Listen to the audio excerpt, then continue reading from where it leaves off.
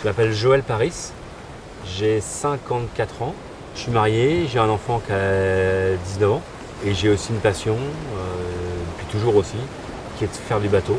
Je suis un garçon qui suis, on appelle ça malvoyant, moi je dis plutôt miro comme une chaufferette.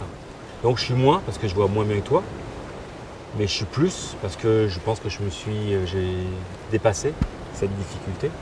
Et donc en mer, c'est un endroit qui est possible pour moi, quoi. 8 septembre 2010. Un équipage de marins valides et handicapés s'élance à la conquête d'un record océanique entre l'Orient et l'île Maurice. À bord du monocoque Jolokia, les navigateurs se dépassent. Non-voyants, unijambistes ou valides, le même enthousiasme les anime pour relever le défi intégration. Le recrutement est terminé. Ce soir, Team Jolokia est dévoilé. 20 équipiers ont été retenus. Leur force, c'est leur différence, mais le plus dur commence. J'ai rencontré Joël en fait par l'intermédiaire d'une petite annonce, puisque il y a quelques années de ça, 4 ou 5 ans, il y a la petite annonce qui est parue dans Voiles et Voiliers pour recruter l'équipage de Team Jolokia. Du coup, il faisait partie des équipiers recrutés, au même titre que moi. Et du coup, on a fait une saison de course ensemble sur un programme français-européen. Il m'a dit « Ouais, j'aimerais bien, tu sais, machin, je te rappelle. » Et du coup, il me rappelle quelques mois après, ça doit être dans l'automne, en me disant « Voilà, j'ai un rêve depuis que je suis tout gamin, c'est de faire le Rhum.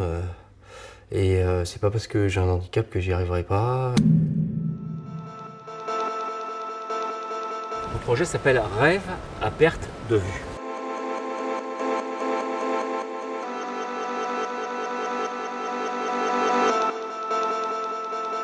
Le moyen, c'est de construire un équipage pour partie basé sur la déficience visuelle. Ce qu'on veut faire, c'est des courses prestigieuses en Méditerranée, une tentative de record Marseille-Carthage. Le but de ce projet associatif, c'est casser les préjugés sur le handicap et 2, démontrer que oui, c'est possible, même avec un handicap. Donc d'utiliser la couverture médiatique pour parler de ça et de démontrer que la diversité, c'est un vrai facteur d'innovation et de performance.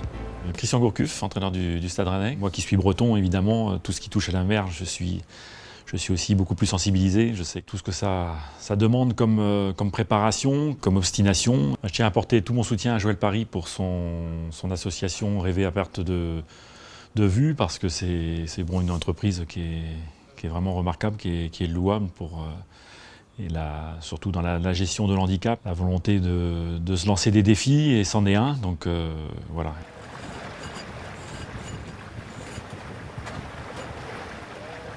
Comme je ne peux pas conduire, je ne peux pas être commercial. Et donc comme je ne peux pas être commercial, c'est compliqué de monter. Et donc je fais le même job, le même travail depuis 15-16 ans, la même fonction.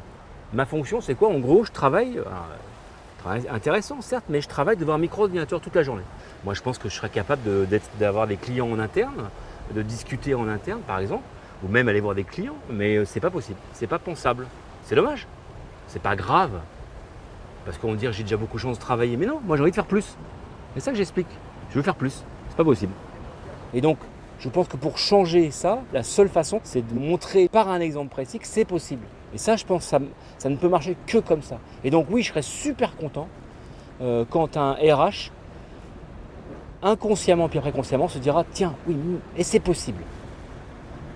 Joël, ça fait des années qu'il fait du bateau, qu'il n'a jamais eu de problème quand il faisait du bateau, que ça se passe très bien à chaque fois qu'on sort, qu'on fait du bateau, qu'il arrive tout à fait à être performant, et que c'est pas qu'il voit pas, c'est qu'il voit différemment en fait, il s'est largement adapté, et c'est quelque chose qu'on peut montrer à tout le monde et qu'il est important de montrer à tout le monde. Il faut arrêter de voir les handicapés comme des personnes qui seraient moins capables. Ils sont souvent capables différemment, voire plus capables en fait, parce qu'ils savent beaucoup mieux s'adapter que la majorité des gens. C'est des gens qui ont passé, de par leur handicap, leur vie à s'adapter.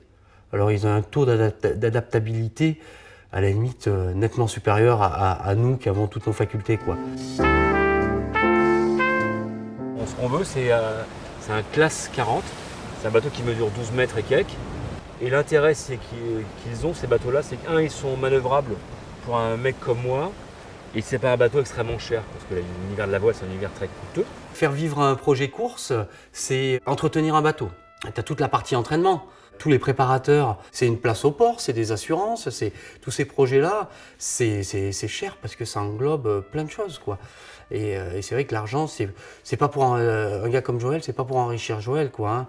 Bah, plutôt il essaie des plumes et il essaie de la santé que